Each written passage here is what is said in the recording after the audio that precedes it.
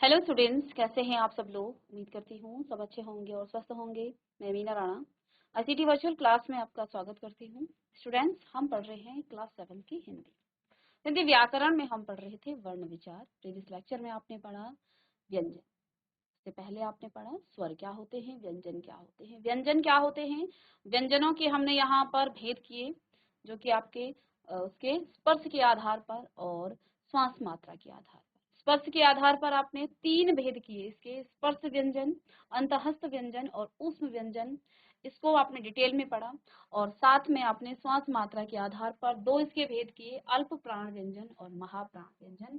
तो ये आप पढ़ चुके हैं, ठीक है।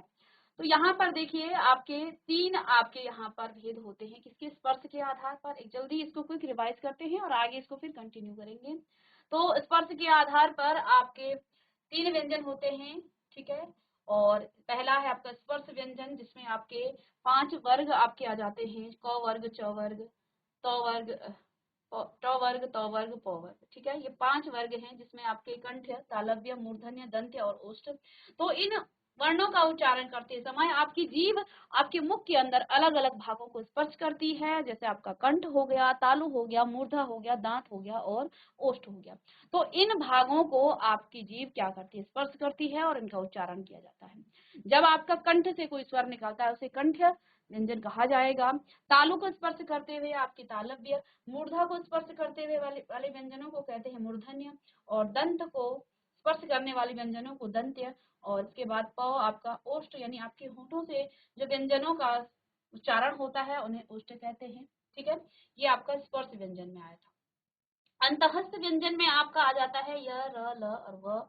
और देखिए इन व्यंजनों के उच्चारण में वायु मुख के किसी भाग को पूरी तरह स्पर्श नहीं करती है, इसलिए इनको कहा जाता है अंतःस्थ व्यंजन कहा जाता है। इसके बाद ऊष्म व्यंजन, जिन व्यंजनों का उच्चारण करने से आपके मुख से गर्मी पैदा होती है, ऊष्म। तो देखिए आपके मुख से इनका उच्चारण विभिन्न भागों से, आपका जो मुख है वो क्या करती है, जीभ जो है रगड़ खाते हुए गर्मी पैदा करती है, इसलिए इन्हें उष्ण व्यंजन कहते हैं। यहाँ पर भी आपके 4 आपके वर्ण आ जाते हैं, स, श, स और ह। तो ये आपका तालव्य स, मूर्धन्य स और दंत्य स और ह, ये 4 वर्ण यहाँ पर आ जाते हैं। दूसरा यहाँ पर भेद आपने किया था श्वास मात्रा के आधार पर। तो देखिए श्वास मात्रा के आधार पर भी हिंदी में व्यंजनों के 2 भेद हैं, अल्प प्राण व्यंजन और महाप्राण व्यंजन। तो अल्प प्राण व्यंजन क्या होता है, जिनके उच्चारण में वायु की मात्रा कम होती है वे अल्प प्राण व्यंजन कहलाते हैं। और महाप्राण क्या होते हैं, जिनके उच्चारण में वायु की मात्रा अधिक होती है। अल्प प्राण में आपका 5 वर्ग है, हिंदी वर्णमाला में आपके 5 वर्ग है, पांचों वर्ग में 5-5 आपके वर्ण हैं।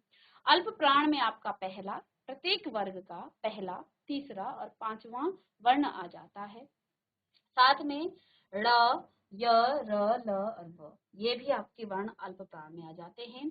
महाप्राण व्यंजन में आपका दूसरा और चौथा वर्ण, प्रत्येक वर्ग का दूसरा और चौथा वर्ण, साथ में ढ, स, श, स, ह, ये भी आपके आ जाते हैं, ठीक है। तो अब यहाँ पर हमने संयुक्त व्यंजन की बात की थी। 2 भिन्न व्यंजनों के परस्पर मेल से आपके संयुक्त व्यंजन बनते हैं। जैसे क जो है आपका स्वर रहित है, क्योंकि हलंत यहाँ है, क धन श, तो अक्ष बन गया, त धन र, तो त्र। देखिए ये जो है स्वर रहित है। आपके संयुक्त व्यंजन में एक स्वर रहित और एक स्वर सहित आपका व्यंजन होगा। ज और यो के मिल से आपका यो बनता है, स और र के मिल से आपका ये स्वर रहित है और ये श बन जाता है, ठीक है। तो यहाँ पर यही बात लिखी गई है कि पहला व्यंजन आपका स्वर रहित और दूसरा आपका स्वर सहित होगा। अब इसके बाद आपका आ जाता है द्वित्व व्यंजन, ठीक है। आज से हम इसको स्टार्ट करेंगे। तो देखिए द्वित्व व्यंजन क्या होते हैं, जब एक व्यंजन अपने ही जैसे दूसरे व्यंजन से मिलता है तो उसे द्वित्व व्यंजन कहते हैं। अर्थात देखिए का स्वर रहित है और ये स्वर सहित है, यहाँ पर आपको एक स्वर रहित और दूसरा स्वर सहित मिलेगा। तो देखिए, तो इसे आप क्या लिखेंगे, अदा क। इससे एक नया व्यंजन नहीं बन रहा, नया वर्ण नहीं बन रहा है, बल्कि का जो स्वर रहित है उसको हम आदा क की तरह लिख रहे हैं। साथ में जो स्वर सहित है उसको ऐसे लिखेंगे। तो जैसे यहाँ पक्का, छक्का, इस प्रकार से। च स्वर रहित, च आपका पूरा च, स्वर सहित च, आधा च और च। कच्चा बच्चा, ज स्वर रहित, ये आपका स्वर सहित, तो आधा ज और ज, तो छज्जा मज्जा। ठीक है। ट आपका स्वर रहित है और ये स्वर सहित है, तो कट्टा सट्टा। त स्वर रहित और ये आपका स्वर सहित, तो छत्ता सत्ता। ये इस नए नए शब्द बने हैं ना, इस प्रकार से जो है आपके ये कहलाते हैं द्वित्व व्यंजन। अगर सेम एक ही जैसे वर्ण आपके आ जाते हैं, एक स्वर रहित और एक स्वर सहित, तो इस प्रकार से आप लिखेंगे। ठीक है। तो यहाँ पर भी एक स्वर रहित होगा और दूसरा आपका स्वर सहित व्यंजन होगा, तो इसको भी आप समझ लेंगे। इसको हम कहते हैं द्वित्व व्यंजन। अब यहाँ पर देखिए, हमने हिंदी वर्णमाला में 52 वर्णों की बात की थी, जिसमें आपने 11 स्वरों के बारे में पढ़ लिया, 2 अयोगवाह के बारे में आप पढ़ चुके हैं, साथ में आपने 33 व्यंजनों के बारे में आपने पढ़ लिया, 4 संयुक्त व्यंजनों के बारे में आपने पढ़ लिया, 2 अतिरिक्त वर्ण यहाँ पर आ जाते हैं। ठीक है। तो देखिए, जिन व्यंजनों का उच्चारण करते समय आपकी जो जीवा है वो ऊपर उठकर मूर्धा को स्पर्श करती हुई तुरंत नीचे गिरती है, उन्हें क्या कहते हैं? अतिरिक्त व्यंजन कहते हैं। जैसे ड़, ड़, ठीक है, और ध। ठीक है। ये जो है, ये 2 अतिरिक्त व्यंजन है। इन व्यंजनों से कोई शब्द आरंभ नहीं होता है, लेकिन शब्द के अंत में अथवा मध्य में इनका प्रयोग किया जाता है। जैसे आप देखिए, पेड़, सड़क, रगड़, पहाड़, ये सभी जो है ड़ से बनने वाले कुछ शब्द हैं। अब ढ से देखिए, गढ़, बुढ़िया, कढ़ाई, बाढ़ आदि, ये सारे आपके देखिए या तो बीच में आ रहे हैं या तो फिर अंत में आ रहे हैं। तो ये 2 आपके अतिरिक्त वर्ण हो गए हैं। ठीक है। अब आगे देखिए, संयुक्ताक्षर। एक इससे पहले आपने पढ़ा संयुक्त व्यंजन और यहाँ पर है आपका संयुक्ताक्षर। ठीक है। तो संयुक्ताक्षर क्या होता है? जब एक स्वर रहित व्यंजन अन्य स्वर सहित व्यंजन से मिलता है, तब वह संयुक्ताक्षर कहलाता है। ठीक है। अब देखिए, 3 चीजें हैं, एक संयुक्त व्यंजन है, एक द्वित्व व्यंजन है और दूसरा है संयुक्ताक्षर। संयुक्त व्यंजन में क्या होता है? एक स्वर रहित व्यंजन एक स्वर सहित व्यंजन के साथ जुड़ता है और एक नई वर्ण का ये निर्माण करता है। जैसे आपने अक्षर ज्ञ और श्र पढ़ा, तो ये जो है 2 अलग अलग स्वर रहित और स्वर सहित वर्णों के मेल से बना है और एक नया वर्ण बना है। अब यहाँ संयुक्ताक्षर में आपके द्वित्व व्यंजन में क्या होता है? सेम, क है तो आधा क होगा, स्वर रहित का और स्वर सहित क, तो उसको तो आप ऐसे ही लिखेंगे, आधा क और तो। ऐसे ही यहाँ पर आपका संयुक्ताक्षर भी आ जाता है। तो इसमें आप देखिए, क जैसे स्वर रहित है, ये तो है, तो इसको आप आधा की तरह लिखते हैं, आधा स, और ऐसे ही यहाँ पर थ आधा स और ध आधा ध। ठीक है। तो द को आप ऐसे ही लिखेंगे, तो जैसे युद्ध हो गया, शुद्ध हो गया, वक्त, संयुक्त, स्वाद, स्वाधीन, ऐसे स्थान, विस्थापित, युद्ध और शुद्ध। तो यहाँ 2 अलग अलग व्यंजन मिलकर कोई नया व्यंजन नहीं बनाते हैं, जैसे कि आपने किसमें बताया था, इससे पहले आपने संयुक्त व्यंजन में बताया था, तो वहां पर नया व्यंजन बन रहा था। ठीक है। तो ये अंतर भी समझते हुए चलना है। अब रॉ की संयोग से सबसे अधिक गलती होने की संभावना रहती है। हमें रॉ का पता ही नहीं चलता है कि रॉ आपको कहाँ लगाना है। ठीक है। रॉ आप कहाँ लगाना है, इसमें बड़ी गलती होती है। तो इसके लिए हम रॉ के बारे में जानेंगे। तो पहला है यहाँ पर, जब रॉ को आप सिरोरेखा के ऊपर इस प्रकार से लगाते हैं। कब लगाते हैं? जब रॉ स्वर रहित होता है, यानी कि उसमें स्वर ना हो, आधा रॉ हो, जिसे आप रेफ भी कहते हैं। जब यह अपने से आगे वाले वर्ण के ऊपर लगाया जाता है, तो इसे जब वो स्वर रहित होगा तो उसको अब पहले जो आगे वाला वर्ण है उससे पहले इसको लगाया जाएगा। जैसे सूर्य, जो आपका सूर्य है, तो इसमें र आधा है, स्वर रहित है, तो इसको उच्चारण तो पहले किया जाता है, लेकिन इसको लगाया वर्ण आगे वाले वर्ण, जो नेक्स्ट वर्ण आने वाला है, उसके ऊपर लगाया जाता है। हालांकि इसका हम उच्चारण पहले करते हैं, इस रॉ का उच्चारण हम पहले करते हैं। ठीक है। तो पहले तो ये हो गया रॉ का, इसको लिख लेंगे कि जब रॉ स्वर रहित होता है, जैसे रेफ उसे भी कहते हैं यह, तब यह अपने से आगे वाले वर्ण के ऊपर लगाया जाता है। चलिए, इसको वो लिख लेंगे।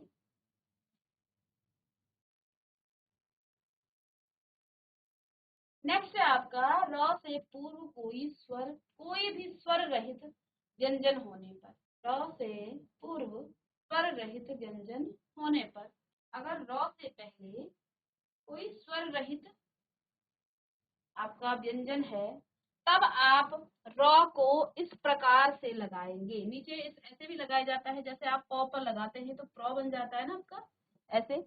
तो तब जो है आप क्या लगाएंगे, देखिए जैसे आपने कहा यहाँ पर दूसरा त आधा है, त आधा है स्वर रहित यानी कि स्वर रहित, और र पूरा है तो त्र बन गया, तो छत्र हो गया। क आधा है और यहाँ र है, तो र से पहले स्वर रहित व्यंजन है, तो ये जो र है ना इस क के नीचे इस तरह से लगेगा। तो बहुत ध्यान से आपको देखना है कि कब कब र कहाँ कहाँ लगाया जाता है, ठीक है। जब र आपका स्वर रहित हो तब ऊपर इस प्रकार से लगाया जाता है। जब र से पहले कोई स्वर रहित व्यंजन हो तब र इस प्रकार से लगाया जाता है। जैसे र से पहले प स्वर रहित है तो प्र लगा दिया हमने, प पर र लगाया, प्र हो गया, ठीक है। तो प्र आपका कोई शब्द थोड़ा ना होता है, वर्ण में आपका कोई वर्ण नहीं आता है, लेकिन यहाँ प पर हमने र लगाया है तब जाकर के ये प्र बना है, तो इसको भी आपने लिख लेना है। तो दो चीजें आपने पढ़ ली, र जब स्वर रहित हो तब उसे आप आगे आने वाले वर्ण के ऊपर लगाते हैं, और दूसरी बात र से पहले यदि कोई स्वर रहित व्यंजन हो तब उस व्यंजन के नीचे आप र लगाएंगे इस प्रकार से। तीसरा देखिए, इस प्रकार से भी र को लगाया जाता है, ठीक है।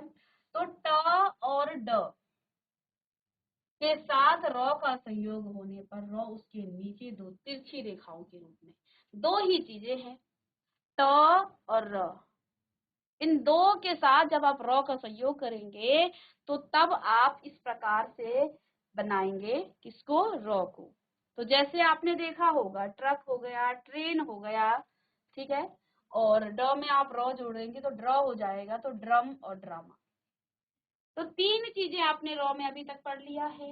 यदि र स्वर रहित है तो आगे आने वाले वर्ण से पहले आप आने वाले वर्ण के ऊपर आप र लगाएंगे। यदि र से पहले कोई स्वर रहित है तो उस वर्ण के नीचे आप र लगाएंगे, जैसे प्र लगता है। और जब ट और ड में आप र का संयोग करेंगे तब नीचे दो तिरछी रेखा लगा करके आप उसे लगाएंगे। साथ में चौथा है सौ, तालव्य सौ है, इसके साथ जब आप र जोड़ने पर ये आपका श्र, और सौ के साथ र जोड़ने पर ये आपका आधा सौ और त्र बन जाता है, ठीक है। और यहाँ देखिए जैसे स और र के मेल से आपका श्र बन जाता है, ये तो आपने संयुक्त व्यंजन में भी पढ़ा था। और जैसे श्रम हो गया, श्रेष्ठ हो गया, श्र और इसके आधा स और श्रो, श्रो त, ठीक है। तो आप कई बार बोलते हैं इसमें तो र है ही नहीं, इसमें तो आपका र है ही नहीं, तो श्र, श्र, तो श्रो, श्रोत, र है इसमें, ठीक है, ये आपका श्र है, ठीक है। तो ये है आपका पूरा वर्ण विचार। और अब आपने वर्ण विचार को कर लिया है, र का संयोग पढ़ा, संयुक्त व्यंजन पढ़ा, संयुक्त अक्षर पढ़ा, द्वित्व व्यंजन आपने पढ़ा। अब है यहाँ आपका विच्छेद का अर्थ। विच्छेद होता है अलग करना, विच्छेद का अर्थ होता है अलग करना, मुझे लिखिएगा विच्छेद का अर्थ, विच्छेद का अर्थ। अब वर्णों को कैसे आप विच्छेद करते हैं, देखिए आगे आप संधि विच्छेद भी पढ़ेंगे, यहाँ आप वर्ण विच्छेद की बात करते हैं। तो देखिए शब्दों में प्रयुक्त वर्णों को अलग अलग करके लिखना वर्ण विच्छेद कहलाता है।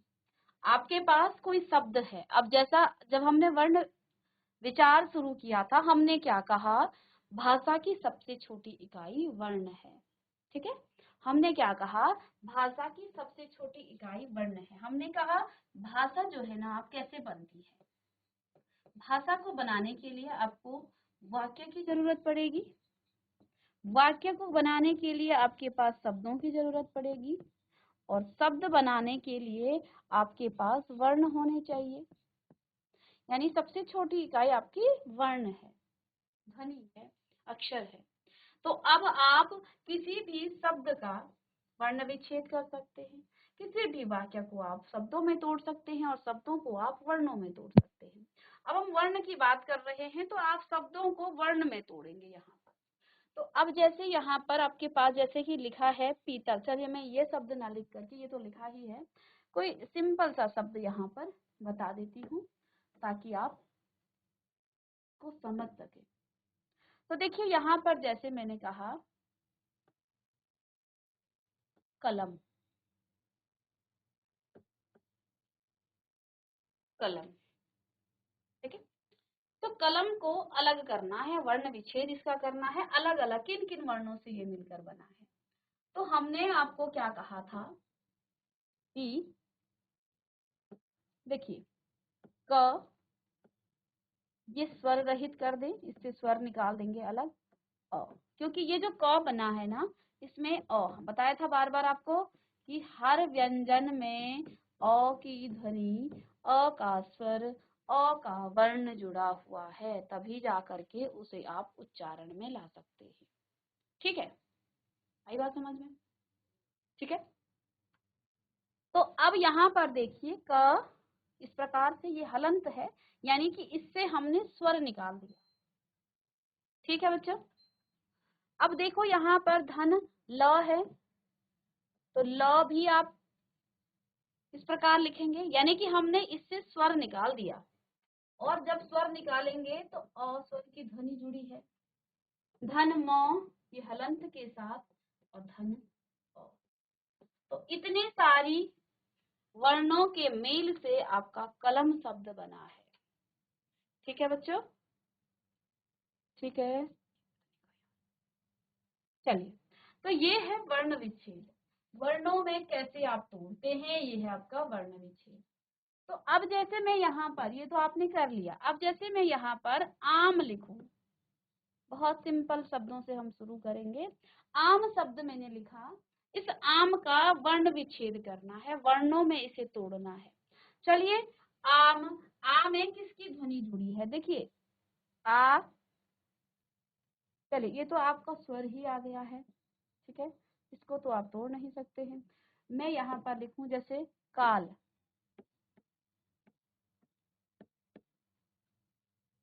तो अब आप क्या करेंगे? क कीजिए, क, स्वर रहित आ निकाल देंगे, आ की ध्वनि जुड़ी है, आ का स्वर जुड़ा है, धन ल, धन अ।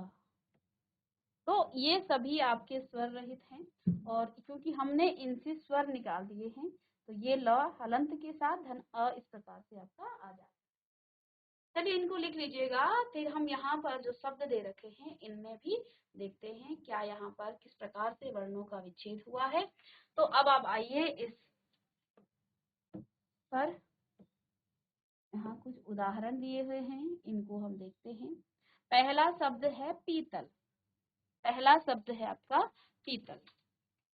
तो अब देखिए पीतल में प है, जो पी है, पी को आप कैसे तोड़ेंगे?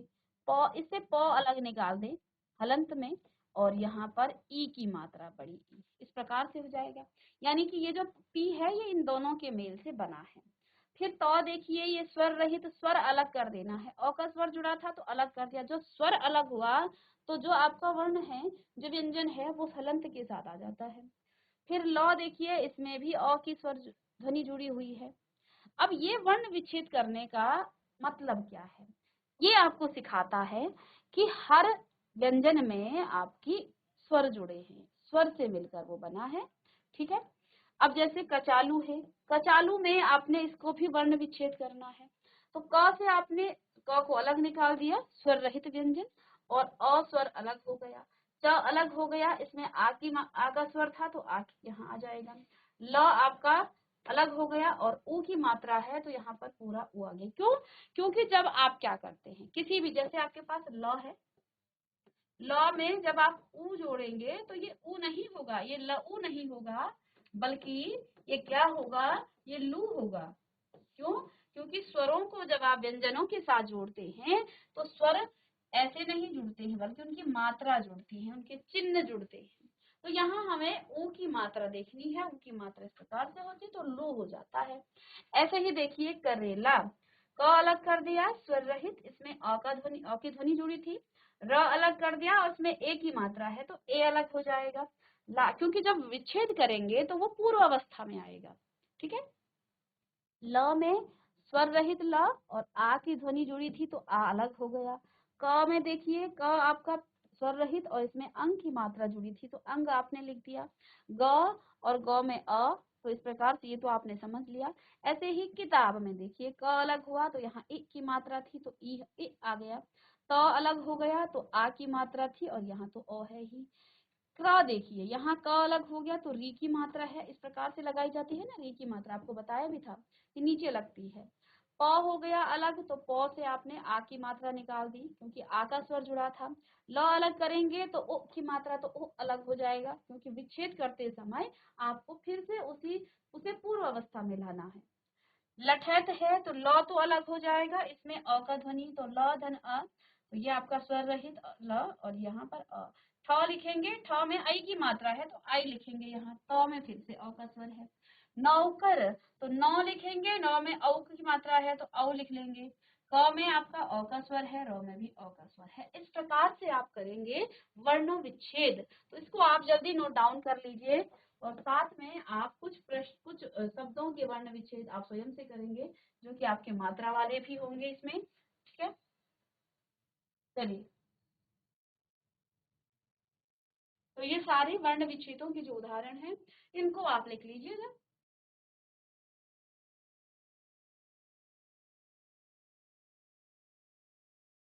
अब ये है आपका वर्ण विच्छेद पूरा।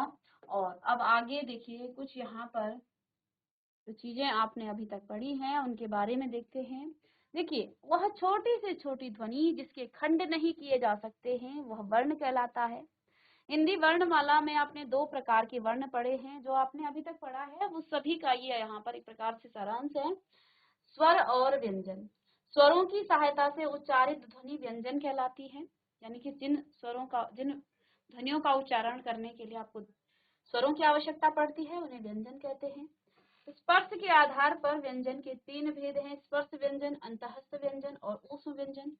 साथ में श्वास मात्रा के आधार पर व्यंजनों के दो भेद हैं, अल्प प्राण व्यंजन और महाप्राण व्यंजन। दो विभिन्न व्यंजनों के परस्पर मेल से बने व्यंजन जो है आपके संयुक्त व्यंजन कहलाते हैं। चार आपके संयुक्त व्यंजन हैं, अक्ष, त्र, ज्ञ और श।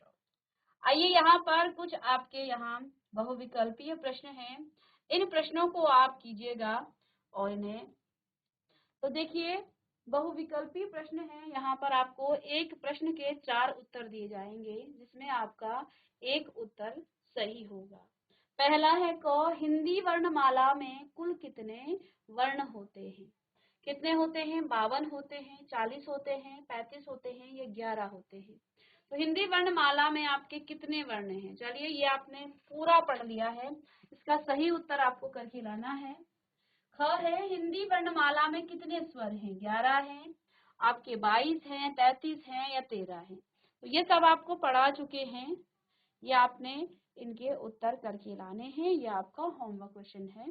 ठीक है, इस स्वर के उच्चारण में दीर्घ स्वर से भी अधिक समय लगता है, ह्रस्व स्वर, दीर्घ स्वर, प्लुत स्वर या इसमें से कोई नहीं? तो इन चारों में से एक उत्तर आपका सही है, आप उस उत्तर को लिखिएगा। इसके बाद स्वरों के चिन्ह क्या कहलाते हैं? जो स्वरों के चिन्ह होते हैं उन्हें क्या कहते हैं? मात्रा कहते हैं, वर्ण कहते हैं, व्यंजन कहते हैं या आगत ध्वनि कहते हैं? ठीक है, अब यहाँ पर आपके पास कुछ लघु उत्तरीय प्रश्न हैं जो आपने लिख करके यहाँ से तो आपको चूज करना है, सही उत्तर के सामने आपको टिक करना है, चिन्ह लगाना है सही का।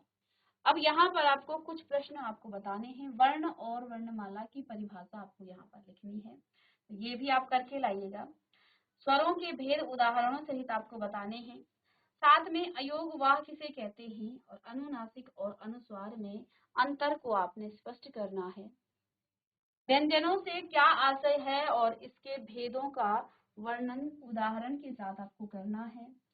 रॉ के संयोग से प्रमुख नियमों को स्पष्ट कीजिए। आज की ही क्लास में हमने पढ़ा है रॉ से संबंधित कुछ आपके यहाँ नियम हैं, उसको भी आपने स्पष्ट करना है। तो सभी बच्चे इनको नोट डाउन करते रहेंगे और साथ साथ घर से आप करके इन सभी प्रश्नों को करके लाएंगे, क्योंकि जब तक आपने एक्सरसाइज प्रश्न नहीं किए, आपने अभ्यास प्रश्न नहीं किए, तो आपका कॉन्सेप्ट क्लियर नहीं हो पाएगा।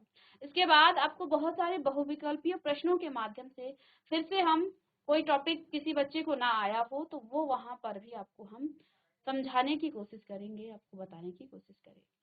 चलिए, अब इसके बाद प्रश्न नंबर 3 है, सही वाक्य के सामने आपको सही और गलत वाक्य के सामने आपको गलत का निशान लगाना है। पहला है अ स्वर की कोई मात्रा नहीं होती है। क्या ये सही है या गलत है, इसको आप बताइएगा। ठीक है, अ स्वर की कोई मात्रा नहीं होती है, सही है तो इस पर सही का टिक करना है, सही का निशान लगाना है, और अगर गलत है तो गलत का आप यहाँ निशान लगाएंगे। हिंदी वर्णमाला में अंग और अह अतिरिक्त वर्ण कहलाते हैं। क्या ऐसा ही आपने पढ़ा था? अगर सही में आपने ऐसे ही पढ़ा था तो आप इसे सही का निशान लगाएं, अदरवाइज आप यहाँ पर गलत का निशान लगा सकते हैं। ठीक है, तीसरा है, हिंदी में व्यंजनों की संख्या 33 है। सही है तो सही का, गलत है तो गलत का। और संयुक्त व्यंजन मुख्यतः 5 होते हैं। अगर 5 होते हैं तो सही का निशान लगाइएगा, नहीं होते हैं तो गलत का निशान लगा दीजिएगा। तो ये थे आपके कुछ प्रश्न, सभी बच्चे इन प्रश्नों को करके लाएंगे। ये आपके 3 प्रश्न हैं, जिसमें पहला बहुविकल्पीय है। दूसरे प्रश्न में आपको कुछ लघु उत्तरीय प्रश्न आप कह सकते हैं, इनकी परिभाषा लिखनी है, इनके बारे में बताना है, साथ में उदाहरण के साथ इनको लिखना है। उम्मीद करती हूँ वर्ण विचार जो कि हमने प्रीवियस 2-3 लेक्चरों में पढ़ा और उसको डिटेल में हमने यहाँ पर पढ़ा, सभी बच्चों को समझ में आया होगा। इसके बाद नेक्स्ट क्लास में हम एक आपका बहुविकल्पी प्रश्नों की सीरीज लेके आएंगे, जिसमें आपके पूरे वर्ण विचार से संबंधित आपके प्रश्न होंगे। जहाँ जो कॉन्सेप्ट आपको कहीं रह जाता है, यहाँ से भी आपको क्लियर करने की हम कोशिश करेंगे। तो मिलते हैं नेक्स्ट लेक्चर में, तब तक के लिए thank you and have a nice day.